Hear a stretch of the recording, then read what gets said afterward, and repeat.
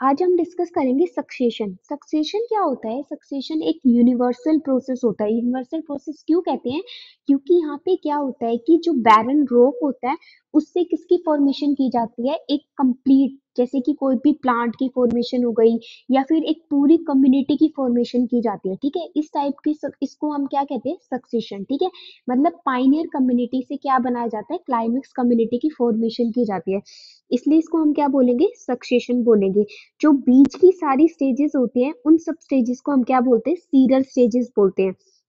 और जो ये प्रोसेस होता है वो कैसा प्रोसेस होता है? प्रोग्रेसिव प्रोसेस होता है। प्रोग्रेसिव का मतलब होता है कि एक सिंपल चीज से कॉम्प्लेक्स चीज की फॉर्मेशन करना। आप लोगों ने देखा था कि सबसे पहले जब अगर हम इनऑर्गेनिक मैटर की बात करें, ऑर्गेनिक मैटर की बात करें, तो जो बेरन रोग होता है वहां पे इनऑर्गेनिक मैटर की बात करें तो वो कैसा हो जाएगा?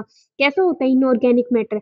एक्स्ट्रा पॉइंट होता है। एक्स्ट्रा पॉइंट क्यों होता है? क्योंकि वहां से क्या होता है, बाहर से एक बार आपको इनऑर्गेनिक आयंस को क्या करना पड़ेगा? लाना पड़ेगा। उसके बाद क्या हो जाएगा? अगर हम ऑर्गेनिक मैटर की बात करें तो जब वहां पे कोई कम्युनिटी अभी है ही नहीं तो ऑर्गेनिक मैटर कैसा होगा? स्मॉल होगा। तो यानी कि ये कैसा प्रोसेस होता है कि जब कुछ भी नहीं होगा, जब कोई वहां पे लाइफ नहीं होगी और लाइफ बननी स्टार्ट होगी वहां पे, तो क्या हो जाएगा? जैसे मान लो कोई भी लाइकन आ गई, कोई भी एल्गी हो गई, कोई भी फंजाई है, वो ग्रो हो रही है और वो ग्रो करके क्या कर रहे हैं? कुछ ऐसे केमिकल सिक्रिएट कर रहे हैं जिससे क्या हो रही है? वेदरिंग हो रही है। और वेदरिंग क्या करता है कि जो पाइनियर कम्युनिटी होगी उसको किस में चेंज करेगा? क्लाइमेक्स कम्युनिटी में। पाइनियर कम्युनिटी में क्या आ जाता है कि बैरन रोक आ जाता है, फिर उससे क्या हो जाएगा? श्रब्स की फॉर्मेशन होगी। श्रब से किसकी फॉर्मेशन होगी? हर्ब्स की फॉर्मेशन होगी। फिर स्मॉल ट्री बनेंगे और फिर किसकी फॉर्मेशन हो जाएगी? लार्ज ट्री की। तो ये क्या हो गया कि एक अनऑर्गेनाइज्ड एरिया से किसकी फॉर्मेशन हो गई? एक ऑर्गेनाइज्ड एरिया की। तो इस टाइप को हम क्या कहते हैं? सक्सेशन कहते हैं। इसमें क्या होगा? एक कंप्लीट स्ट्रक्चर की फॉर्मेशन होगी, उसके पूरे कंपोनेंट की फॉर्मेशन होगी। ठीक है, जो बीच की जितनी भी स्टेजेस होती हैं सक्सेशन के अंदर उसको सीरियल स्टेजेस कहते हैं। सबसे पहली स्टेज को हम क्या कहेंगे? पाइनियर कम्युनिटी कहेंगे। बीच की सारी स्टेजेस को हम सीरियल स्टेजेस कहेंगे या फिर सीरियल कम्युनिटी कहेंगे। और जो लास्ट की स्टेज होती है, जो फुल्ली डेवलप्ड स्टेज होती है, उसको हम क्या कहते हैं? क्लाइमेक्स कम्युनिटी कहते हैं। उसके बाद हम क्या देखते हैं कि सबसे पहले कुछ डिफरेंस होते हैं जो हमें ध्यान रखने पड़ेंगे कि अगर हम पाइनियर कम्युनिटी की बात कर रहे हैं और कुछ क्लाइमेक्स कम्युनिटी की बात कर रहे हैं, तो अगर हम अर्ली स्टेज के अंदर देखते हैं तो ऑर्गेनिक मैटर कैसा होता है? स्मॉल होता है। ऑर्गेनिक मैटर कब बनता है? जब क्या होगा? इनऑर्गेनिक आयन से ऑर्गेनिक आयन की फॉर्मेशन हो गई। जैसे आप लोगों ने फोटोसिंथेसिस में पढ़ा था कि CO2 प्लस में वाटर गिव राइज टू क्या बनता है? कार्बोहाइड्रेट बनता है। लेकिन कार्बोहाइड्रेट जब अब अगर हम इनिशियल बात करें, इनिशियल किसी भी प्लांट की बात करें, तो वहां पे कार्बोहाइड्रेट की वहां पे उसकी कार्बोहाइड्रेट की कंसंट्रेशन कैसी होगी? बिल्कुल कम होगी। क्योंकि अभी क्या हुआ है कि वहां पे बनना, फोटोसिंथेसिस होना स्टार्ट हुआ है।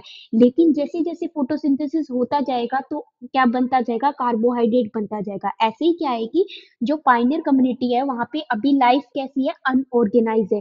तो जैसे जैसे क्या होता जाएगा, जैसे जैसे वो डेवलप होती जाएगी तो क्या हो जाएगी? जो स्पीशीज होगा उसका जो क्या हो जाएगा? ऑर्गेनिक मैटर की फॉर्मेशन करता जाएगा। तो पहले कैसा होता है? स्मॉल होता है, बाद में कैसा हो जाएगा? लार्ज हो जाएगा। इनऑर्गेनिक आयन कैसे होते हैं? Extra bind. एक्स्ट्रा बाइंड क्यों बोलते हैं? क्योंकि पहले उनको क्या करना पड़ेगा?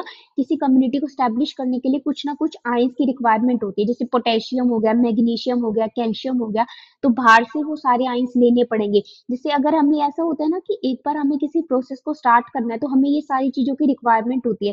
फर्दर क्या होता है? वो अपना अपना प्रोडक्ट बनाता रहता है। तो ऐसे ही क्या करना पड़ेगा? सबसे पहले अगर हमें किसी कम्युनिटी को स्टैब्लिश करना है तो हमें इनऑर्गेनिक आयन क्या करने पड़ेंगे? बाहर से लेने पड़ेंगे, इसलिए वो कैसे होंगे? Extra bind. उसके बाद क्या होगा? जब कम्युनिटी स्टार्ट होती जाएगी तो क्या हो जाएगा? जो इनऑर्गेनिक आयंस होंगे वो इंट्राबाइंड हो जाएंगे। इंट्राबाइंड का मतलब क्या हो जाएगा कि वो अपनी कम्युनिटी से ही क्या हो जाएगा? एक जगह से दूसरी जगह में अपनी कम्युनिटी से क्या लेगा? वो अपने आयंस को लेना स्टार्ट करेगा। ठीक है, उसके बाद हमने क्या देखा था कि स्पीशीज डाइवर्सिटी और स्पीशीज क्या हो जाएगा? एक इवननेस, रिचनेस और इवननेस। रिचनेस क्या होती है? रिचनेस मतलब टोटल, मतलब कितनी टाइप की स्पीशीज प्रेजेंट है। तो उसको हम क्या बताएंगे? टोटल नंबर ऑफ स्पीशीज कितनी प्रेजेंट है, तो उसको हम क्या बोलते हैं? रिच। मतलब कि एक ऐसा एरिया जिसके पास क्या हो गया? बहुत सारी स्पीशीज प्रेजेंट हो। मान लो एक आपके लिए एग्जाम्पल है, एक ऐसी एक आपके रूम है, आपके रूम में आपके पास ब्लू कलर का पेन भी है, ब्लैक भी है, रेड भी है, ग्रीन भी है, येलो भी है, ऑरेंज भी है। तो आपके पास क्या है कि डिफरेंट टाइप की वेराइटी है पेन्स की। तो वो क्या हो गया? एक रिचनेस पॉइंट हो गया, मतलब एक रिच एरिया हो गया आपके पास पेन का। तो इसको हम क्या कहते हैं? जब कम्युनिटी, अगर हमारे पास अर्ली कम्युनिटी की बात करें तो डाइवर्सिटी कैसी होगी, लो होगी, क्योंकि वहां पे कोई लाइफ स्टेब्लिश ही नहीं है। लेकिन जैसे जैसे स्टेब्लिश होती जाएगी तो कम्युनिटी के अंदर क्या हो जाएगी, वो कैसा हो जाएगा, हाई होना स्टार्ट हो जाएगा। और ऐसे ही इवननेस है, इवननेस भी क्या होगी, पहले कम होगी, क्योंकि पहले स्पीशीज का नंबर कम है, तो जो क्या हो जाएगा, तो हमारे पास उसका नंबर भी क्या हो जाएगा, लो हो जाएगा। मतलब जो फाइनल कम्युनिटी होगी उसमें लो होगा, और जो क्लाइमेक्स कम्युनिटी होगी उसमें हाई हो जाएगा। ठीक है, यहाँ तक समझ में आया? बताओ। ठीक है, अभी तक सारे पॉइंट्स समझ में आ रहे हैं, स्टेप बाय स्टेप कैसे कैसे चल रहे हैं हम? ओके।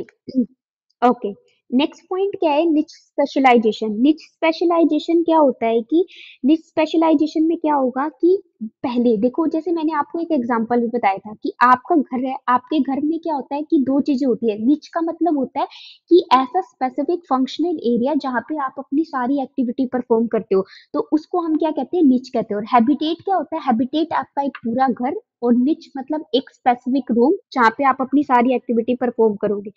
ठीक है, अब इसमें क्या था है कि निच स्पेशलाइजेशन, निच स्पेशलाइजेशन क्या होगा, पहले ब्रॉड होगा। ब्रॉड क्यों बोला है, क्योंकि जैसे एग्जांपल की बात, जैसे पहले अगर आपका कोई रूममेट नहीं आता हॉस्टल में, आपका रूममेट नहीं आएगा, तो पूरा रूम क्या होगा, आपका होगा। तो यानी कि वो कैसा एरिया होगा, ब्रॉड एरिया होगा। तो पहले कैसा है, अगर हम पाइनियर कम्युनिटी की बात करते हैं, तो पहले कैसा एरिया है, अनऑर्गेनाइज्ड एरिया है। तो जितनी भी नई स्पीशीज आएंगी वो सारा उसके भी हैबिटेट का काम करेगी। लेकिन जैसे जैसे क्या होगा, जो हमारी कम्युनिटी स्टैब्लिश होती जाएगी, तो जब क्लाइमेक्स कम्युनिटी बनती जाएगी, तो एरिया क्या होता जाएगा, छोटा होता जाएगा। मान लो अभी आपका रूममेट नहीं है, तो आपके पास पूरा रूम है। फिर जब आपके दो तीन रूममेट आ जाएंगे, तो क्या हो जाएगा, आपका एरिया क्या होगा, स्पेसिफिक हो जाएगा। क्योंकि वो क्या करेंगे, अपने एरिया के अंदर आने नहीं देंगे, तो आपका जो एरिया हो जाएगा वो क्या हो जाएगा, स्पेसिफिक हो जाएगा। तो पहले क्या हो गया कि अगर हम अर्ली क्लाइमेक्स कम्युनिटी की बात करते हैं, तो वहां पे कैसा होता है कि ब्रॉड होता है, और जब बाद में कैसा होता जाएगा, नैरो, नैरो मतलब छोटा होता जाएगा। ठीक है, फिर उसके बाद हम लोगों ने नेक्स्ट पॉइंट क्या देखा था कि जैसे मिनरल मिनरल साइकिल की बात करें, तो जो न्यूट्रिएंट होता है वो इजिली रैपिड एक्सचेंज होगा, किसके किसके अंदर रैपिड एक्सचेंज होगा, जब हमारी कम्युनिटी अभी स्टैब्लिश होनी स्टार्ट हो गई। मतलब अर्ली कम्युनिटी में कैसा होगा कि रैपिड होगा, और जो लेट हो गए उसमें कैसा होता जाएगा, स्लो होता जाएगा। क्यों स्लो होता जाएगा, क्योंकि जो अदर फैक्टर्स होंगे वो भी इंपॉर्टेंट रोल प्ले करेंगे, जैसे इन्वायरमेंट हो गया, टेम्परेचर हो गया, लाइट हो गई, तो ये फैक्टर भी क्या करेंगे, इंपॉर्टेंट रोल प्ले करेंगे। तो ये सारी चीजें क्या है, सक्सेशन को डिफाइन करती है कि पाइनियर कम्युनिटी और क्लाइमेक्स कम्युनिटी में क्या डिफरेंस है। एक और चीज बता रही हूँ आपको, एक चीज और है एंट्रोपी। एंट्रोपी क्या बताती है कि एंट्रोपी पहले हाई होगी। एंट्रोपी का मतलब होता है कि डिस्टरबेंस, डिस्टरबेंस कहेंगे या फिर क्या कहेंगे हम इसको, रेंडमनेस। रेंडमनेस क्या होता है कि जब भी कोई चीज क्या है कि जैसे मान लो आपको एक एग्जांपल बता रही हूँ कि एक फोल्डेड प्रोटीन है और एक अनफोल्डेड प्रोटीन है। जो फोल्डेड प्रोटीन होते हैं उसकी एंट्रोपी क्या होती है, हमेशा कम होती है एज कंपेरिजन टू जो फोल्डेड प्रोटीन होगा उसकी एंट्रोपी क्या होगी, कम होगी। और जो अनफोल्डेड प्रोटीन होगा उसकी एंट्रोपी क्या होगी, ज्यादा होगी। क्यों, क्योंकि एंट्रोपी क्या बताता है, रेंडमनेस बताता है। रेंडमनेस किस में होगी, रैंडम कौन सा है, अनफोल्डेड प्रोटीन है, क्योंकि फोल्डेड प्रोटीन तो क्या है कि पैक्ड है, पैक्ड होगा तो एंट्रोपी को क्या करेगा, कम करेगा। लेकिन जो अगर हम बात करें, जो अनफोल्डेड होगा वो क्या होगा, अनपैक होगा। अनपैक होगा तो वो क्या किसको शो करेगा, रेंडमनेस को शो करेगा। एंट्रोपी समझ में आ गया? ठीक है,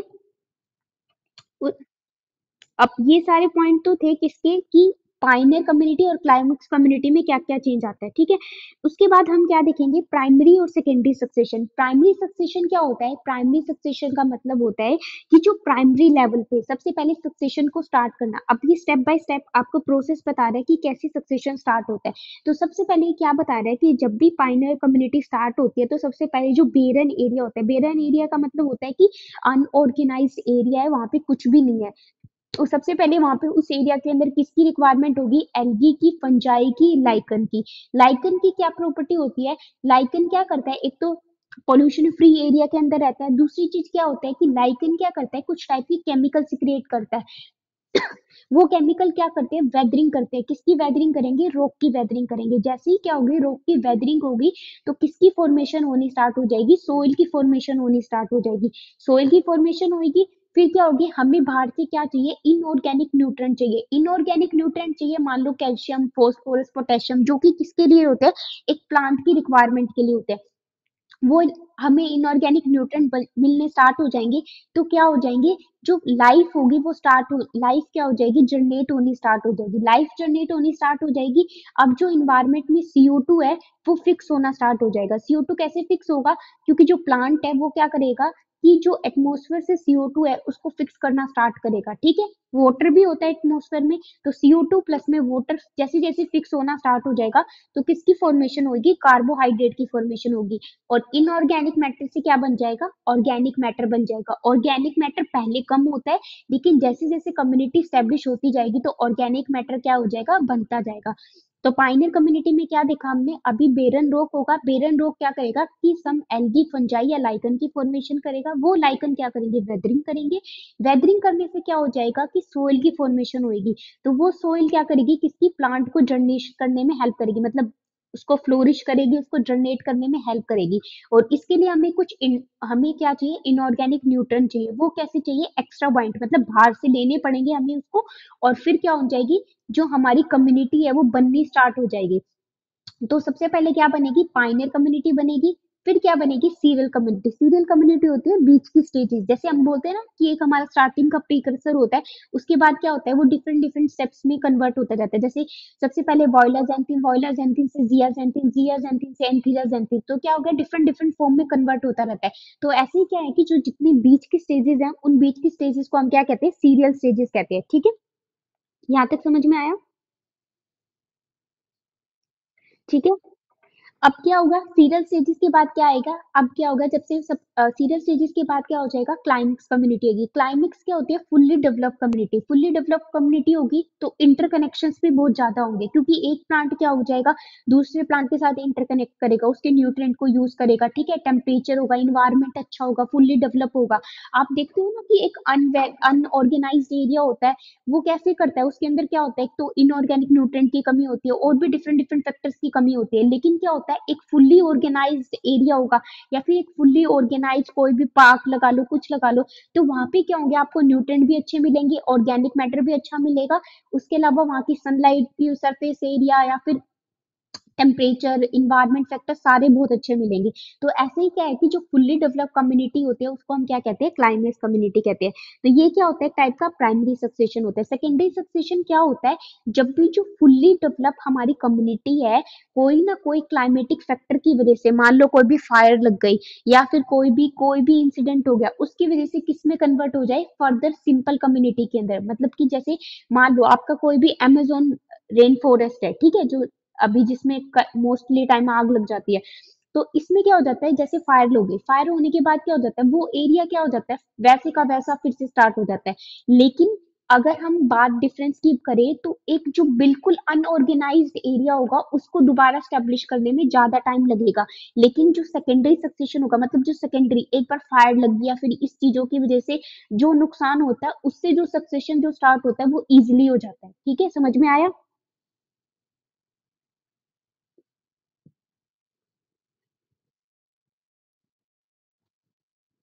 देखो, प्राइमरी सक्सेशन आपने क्या पढ़ा था, सबसे पहले पाइनियर कम्युनिटी आएगी, फिर सीरियल स्टेजेस आएंगी, और फिर सेकेंडरी कम्युनिटी आएगी, मतलब फिर क्लाइमेक्स कम्युनिटी आएगी। ठीक है, लेकिन सेकेंडरी कम्युनिटी क्या होती है, सेकेंडरी का मतलब क्या बताया इसने, कि जहाँ पे ऑलरेडी जो हमारी कम्युनिटी है वो स्टेब्लिश है, लेकिन क्या हो गया कि कोई भी क्लाइमेटिक फैक्टर की वजह से, मान लो कोई भी फायर लग गई, या फिर क्या हो गया, सारे के सारे प्लांट डिजीज होने स्टार्ट हो गए, तो कम्युनिटी क्या होगी, डिस्ट्रॉय हो गई। डिस्ट्रॉय हो गई तो वो क्या हो जाएगी, कौन सी कंडीशन में आ जाएगी, फर्दर वही पहले वाली कंडीशन में आ जाएगी। मान लो आपने कोई काम कर रखा है, ठीक है, और किसी स्टूडेंट, आपने कोई असाइनमेंट बना रखा है, और आपकी किसी भाई ने आके वो पूरा असाइनमेंट फाड़ दिया, तो आप कौन सी स्टेज पे आ जाओगे, इनिशियल स्टेज पे आ जाओगे। ऐसे ही क्या होगा कि कोई भी सेकेंडरी कम्युनिटी स्टेब्लिश हुई हुई है पहले से, लेकिन क्या हुआ, कोई भी फायर की वजह से या फिर किसी भी वजह से क्या हो गया, वो सारी कम्युनिटी क्या हो गई, डिस्ट्रॉय हो गई।